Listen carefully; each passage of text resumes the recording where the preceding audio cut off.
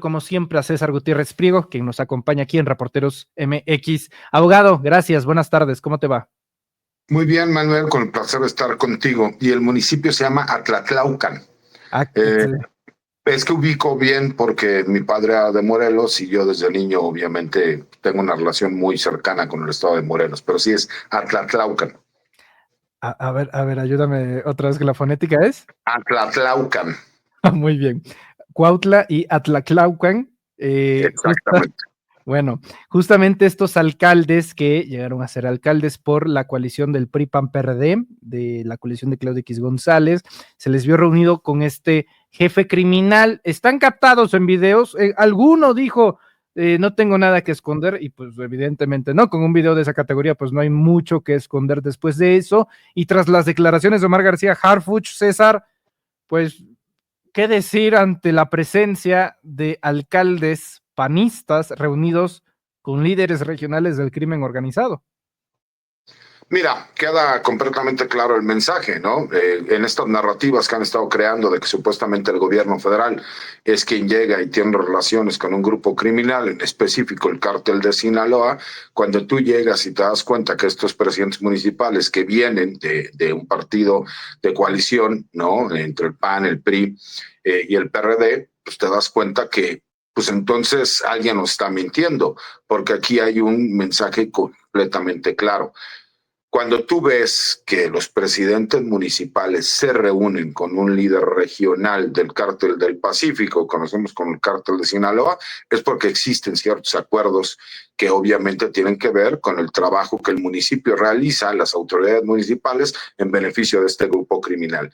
Obviamente ya salió el presidente del PAN a decir que los desconoce, que incluso uno de ellos ya no ha tenido relación durante meses. Y me parece que es aceptar también el riesgo político y el costo político que te da el que estos personajes estén ligados a líderes criminales y que obviamente ellos sí crean narrativas. Y de una narrativa, ellos han querido crear toda una campañita, como dice la presidenta, como para acusar al gobierno federal de tener una relación con el cártel de Sinaloa, cuando todos los días hemos estado viendo que existen resultados respecto a detenciones, respecto a decomisos, ejecuciones de órdenes de cateo, órdenes de aprehensión que se han vinculado a procesos estos líderes criminales. Pero no hay una sola imagen, no hay una sola llamada, no hay un solo video. Aquí sí podemos ver un video en donde hay dos presidentes municipales que fueron propuestos y gobiernan bajo las siglas del PAN y del PRI, que están reunidos directamente con un jefe regional criminal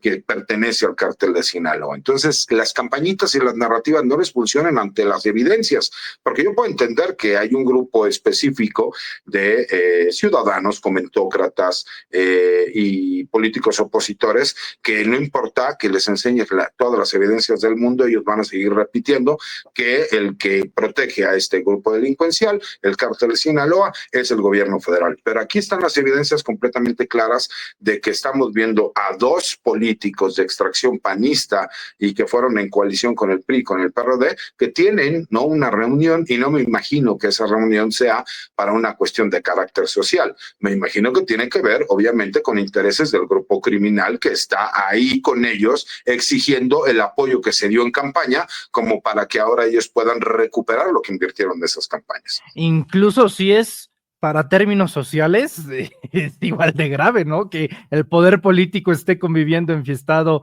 con el narcotráfico. Pero además esta persona que está señalado ahí como un jefe criminal, pues hay una orden de aprehensión en su contra. Si ellos son autoridad, pues ellos tendrían que tener conocimiento o no sabían con quién se estaban reuniendo. Asimismo, pues hay un delito en flagrancia. Estamos viendo a una persona que sin tener los permisos correspondientes trae un arma de fuego de uso exclusivo del Ejército y de la Armada de México, que está ahí conviviendo con ellos y que el arma la tiene entre las piernas. Y eso se puede observar incluso de la misma fotografía y del video. Me parece que incluso es cinismo por parte de algunos políticos el señalar que es un caso aislado. No, no es un caso aislado.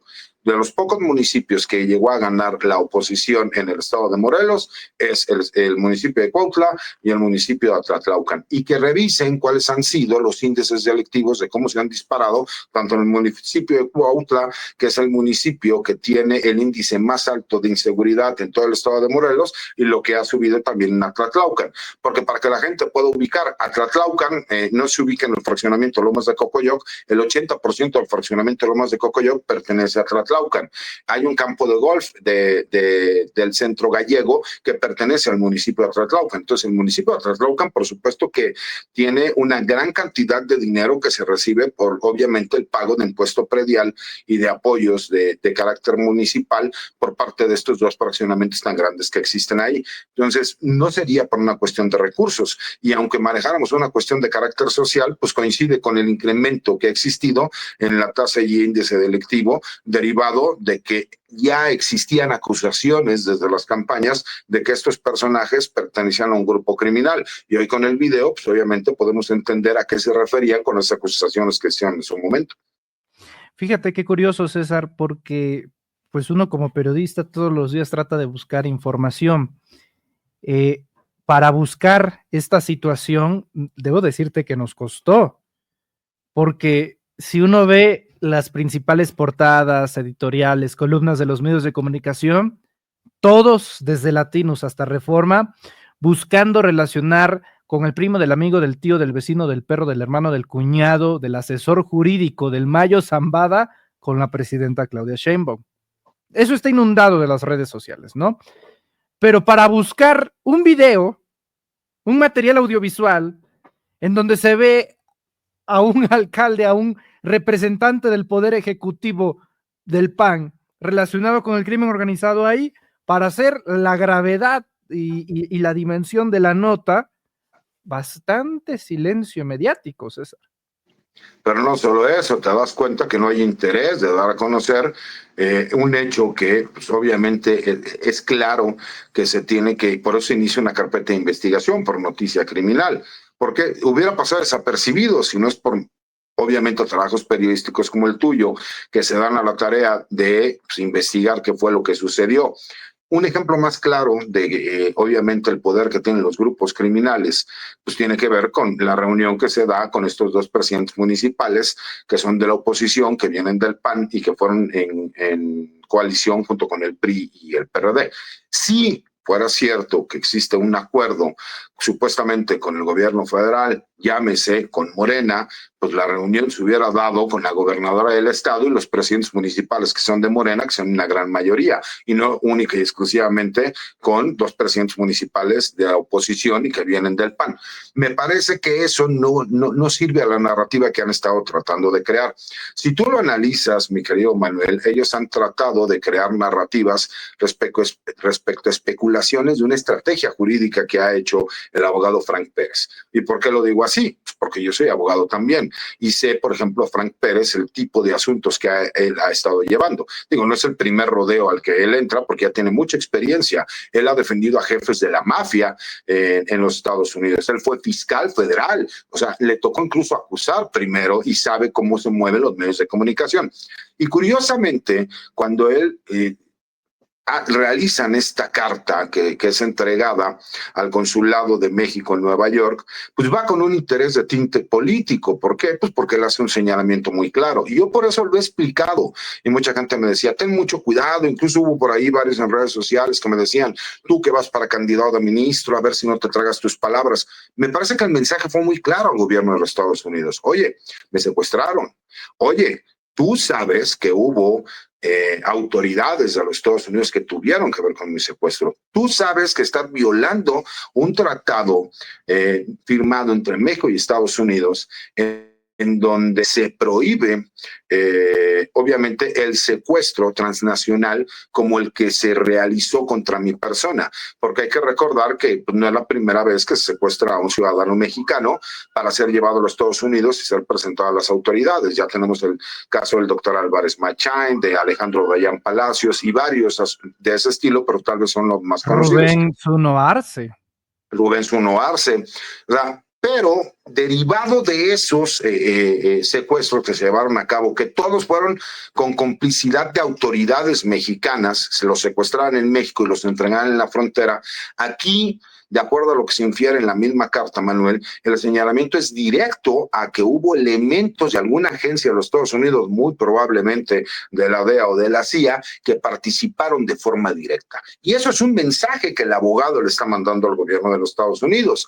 ¿Por qué lo digo así? Y por eso cuando dice se colapsarían las relaciones entre México y Estados Unidos, ellos tratan de darle una interpretación que no solo no existe. Hoy el periodista Ian Grillo, que tuvo una plática, ¿no?, con Frank Pérez muy amplia y que hace investigaciones muy serias, él habla y dice, el Mayo no ha dado una sola letra de información, nunca ha estado en el pacto que se podría llegar con la fiscalía, el hecho de que él se convierta en testigo protegido o que él a cambio de información recibiera algún beneficio. El Mayo Zambada está dispuesto a pasar su vida en la prisión, pero siempre y cuando para que él llegue a un acuerdo que sería una gran victoria jurídica para el Departamento de Justicia y la Fiscalía de los Estados Unidos. ¿Por qué? Porque al narcotraficante más poderoso y más famoso de las últimas décadas lo encontrarían culpable, él reconociendo su culpa, siempre y cuando se quite de la mesa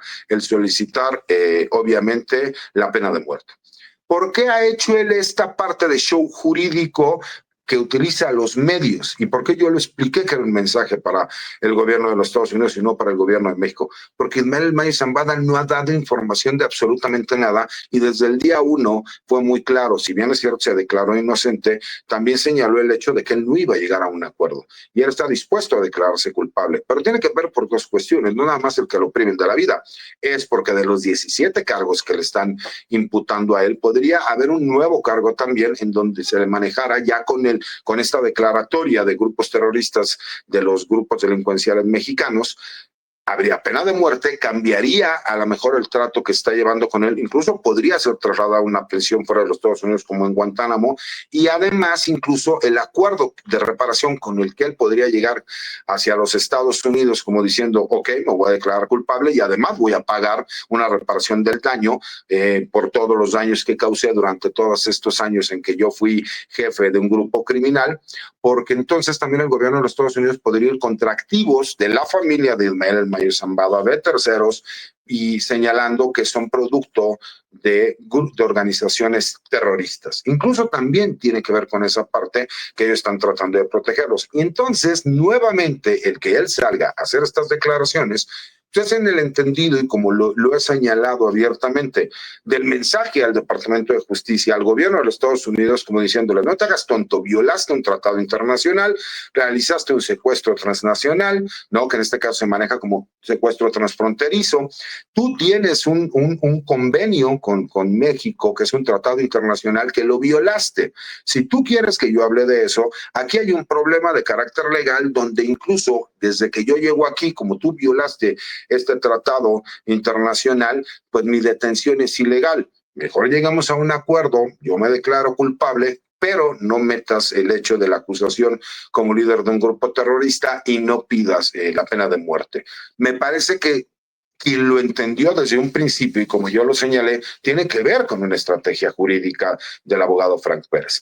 Todo lo que ha sucedido después, obviamente, de estos asesores que contrata Frank Pérez para quienes que sean, que manejen, obviamente, en México, vía amparo, la solicitud que se hace, es porque es una herramienta jurídica que él tiene para presionar al Departamento de Justicia y en específico a la Fiscalía de los Estados Unidos para poder llegar a este acuerdo en donde les dice, tú vas a ganar, tú vas a ahorrar dinero, tú vas a poder llegar y vender el hecho de que el criminal más buscado de las últimas décadas por México y Estados Unidos se declaró culpable. Es una gran victoria para ti, pero no voy a ser testigo protegido, no te voy a dar información y a lo mejor ahí sí es un mensaje para ambos países en donde, a ver, no se preocupen, yo no voy a hablar ni de las autoridades de Estados Unidos que me han protegido, porque hay que recordar que él no hubiera podido tener el éxito que tuvo si no hubiera sido por el apoyo de muchas autoridades norteamericanas. Recordar lo que incluso su mismo hijo publica, en donde cuando él toma la decisión, su hijo,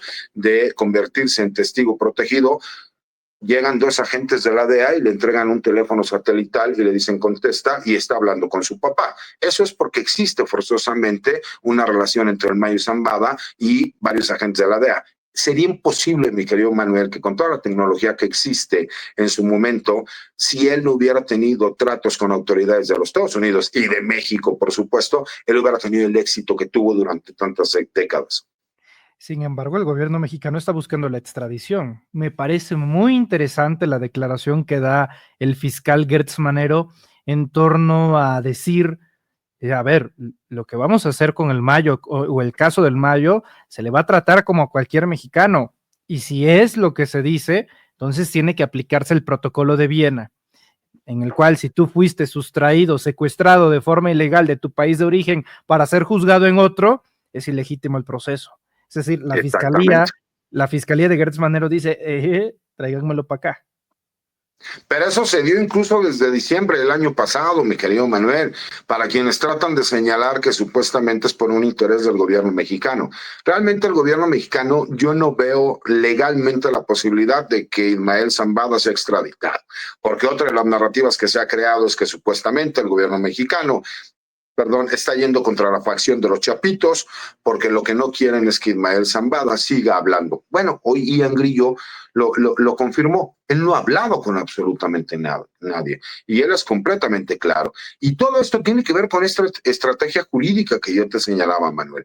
¿Cómo lo van a juzgar en Estados Unidos si se demuestra que él fue secuestrado en México para ser llevado contra su voluntad a los Estados Unidos? Simple y sencillamente entraría en un conflicto de intereses en donde el mismo Tratado de Viena, la Corte Interamericana de los Derechos Humanos y la Corte Penal Internacional pues dirían, ¿cómo vas tú violando tratados internacionales a juzgar a una persona que lo llevaste secuestrado de forma ilegal y que además, imagínate, como yo entiendo en la carta, que participaron agencias de inteligencia de tu país para ir a territorio extranjero a secuestrar a una persona, a llevárselo a Estados Unidos sin la autorización del gobierno de México? Eso es parte de la estrategia legal en donde él quiere presionar para llegar a un acuerdo. El Mayo Zambada sabe desde que fue presentado en una prisión en una corte en Estados Unidos, que cualquier sentencia que le pusieran a él era una cadena perpetua. ¿Por qué? Por el estado grave de salud y por la edad que tiene. Lo que no quiere es, obviamente, el que a él se le pueda condenar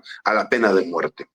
Él tendrá sus razones, a lo mejor él tendrá sus motivos, pero simple y sencillamente hay que recordar, él es un delincuente. En México existen 3 órdenes de aprehensión en su contra.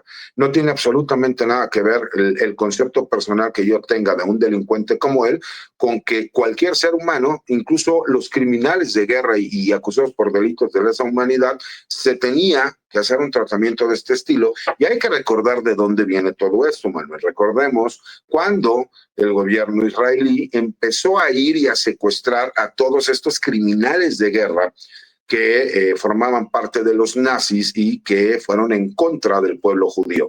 Todo esto tiene antecedentes, ¿no? Para que vean cómo incluso la ley contra los peores criminales contemplaba este hecho. Mucha gente dice, es que ahora el gobierno federal quiere proteger a Ismael Zambada. No, por supuesto que no quiere proteger a Ismael Zambada.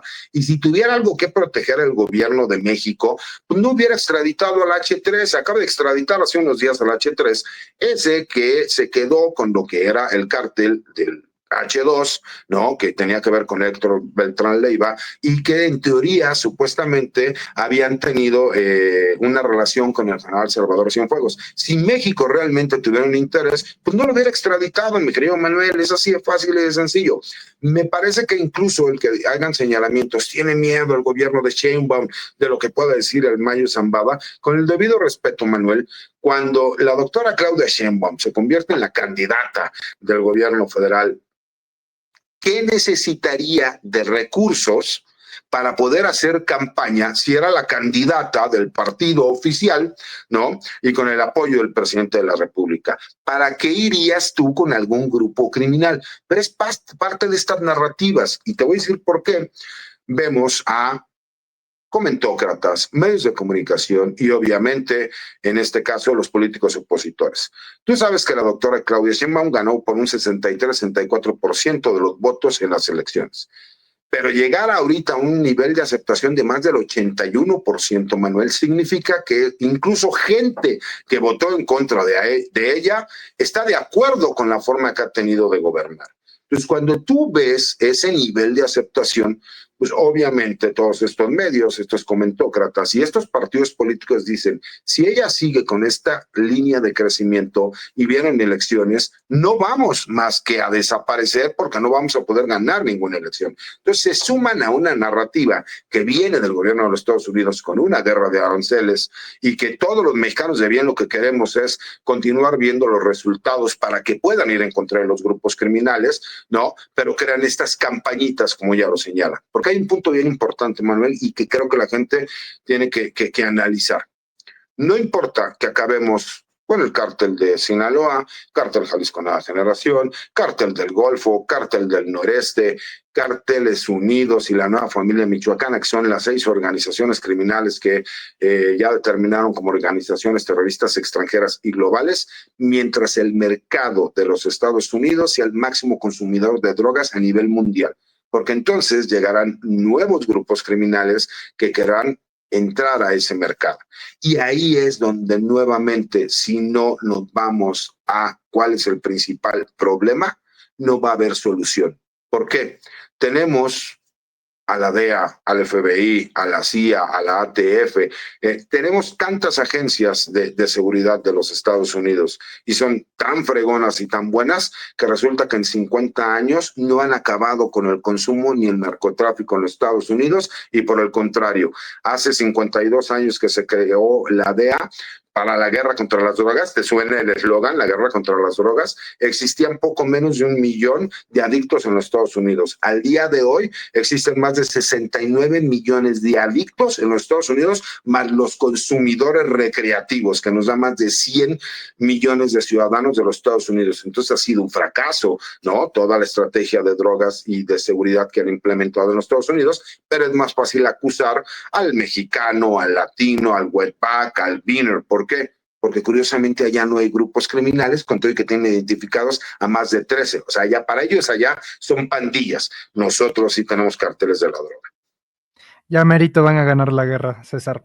César Gutiérrez Priego, te agradezco muchísimo esta oportunidad para hablar contigo. Normalmente terminaría la entrevista aquí, César, pero híjole, permíteme hacer una pequeña provocación y quiero decir públicamente que tú nos has pedido, tengo entendido en otros medios de comunicación, que no se toque porque sería en efecto desbalancear lo que pretende ser equitativo, el tema de tu candidatura a ministro de la Suprema Corte de Justicia de la Nación. Las últimas semanas te hemos estado entrevistando, cosa que agradecemos muchísimo, sobre temas de seguridad y hasta que inicien las campañas se podrá hablar con toda libertad. También como medio de comunicación respetamos las leyes electorales.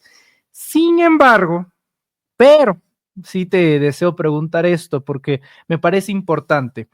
Massive Caller, que es esta encuesta, iba a decir famosa, pero más bien es infame, que tuvo mucho protagonismo el año pasado, en 2024, por asegurar que Xóchitl Gálvez iba a ganar la presidencia de la República, iba a ganarle a la presidenta Claudia Sheinbaum con más de 2 puntos de ventaja.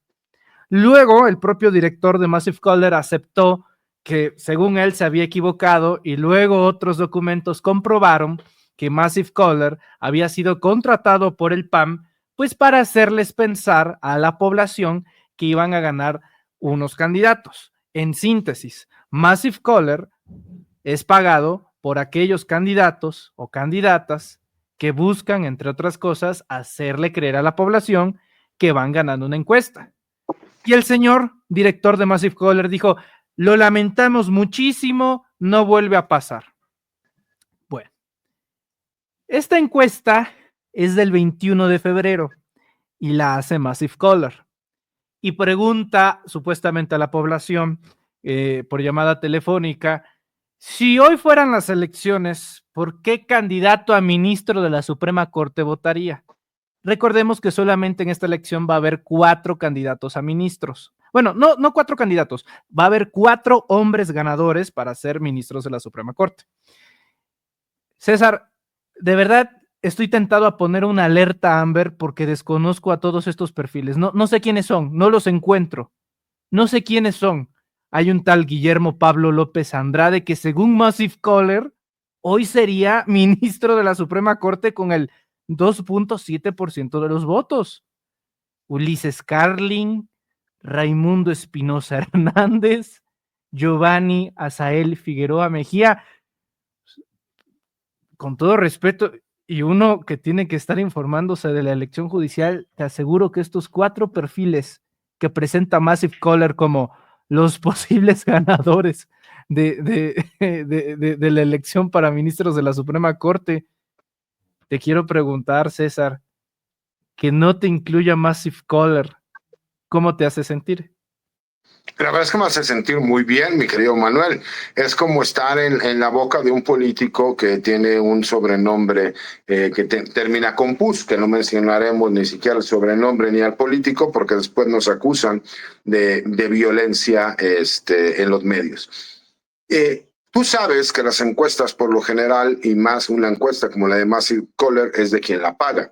La verdad es que yo no tengo los recursos para pagar una encuesta, y me parece que a mí me conoce la gente derivado de mi trabajo y de las opiniones que yo emito, y que tengo más de 25 años dedicándome a la postulación en materia penal y en materia constitucional. Cuando tú ves que en una encuesta de Massive Caller no se lo has mencionado, te da esperanza de saber y de pensar que entonces van muy bien y están muy bien posicionado, porque si algo se ha caracterizado Massive Caller es que no le han atinado a ninguna de las encuestas que han realizado, por lo menos en las últimas 3 elecciones. Y eso, con todo respeto, mi querido Manuel, y sin agraviar a los compañeros candidatos, tampoco ubico quiénes son ellos. Posiblemente sean grandes juristas, pero no los ubico, con todo respeto, ¿no? Porque yo puedo entender que yo no aparezca, pero a lo mejor podría haber algunos otros perfiles que sí podrían estar ahí, y el hecho de que no estén representados, pues te hace pensar que obviamente trae una intención, ¿no? De ir posicionando ciertos nombres que a lo mejor no son muy conocidos en la opinión pública y por el grueso de la ciudadanía, que en realidad, obviamente, en el ámbito jurídico, pues no es muy normal que la gente pudiera tener conocimiento, porque en teoría no tiene que ver con la política el nada más dedicarte a una cuestión de carácter jurídico.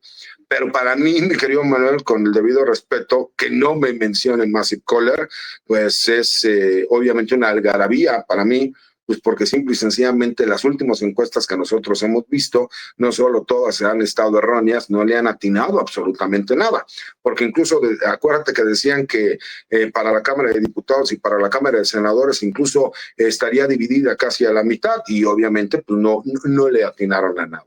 Más bien, la pregunta sería con la gente, mi querido Manuel, ¿qué opinan ellos, no? Si conocen a los perfiles que están señalando y quién sería su candidato en caso de que se pudiera dar o no se pudiera dar.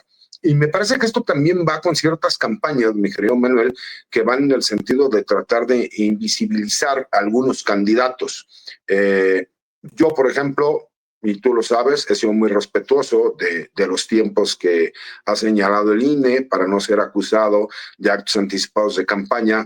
Todas las participaciones o gran parte de las participaciones que he tenido es a lo que me he dedicado en los últimos 20 años, que es cuestiones en materia penal, en materia penal militar y en seguridad nacional. Y de ahí deriva a lo mejor muchas de las entrevistas y los comentarios.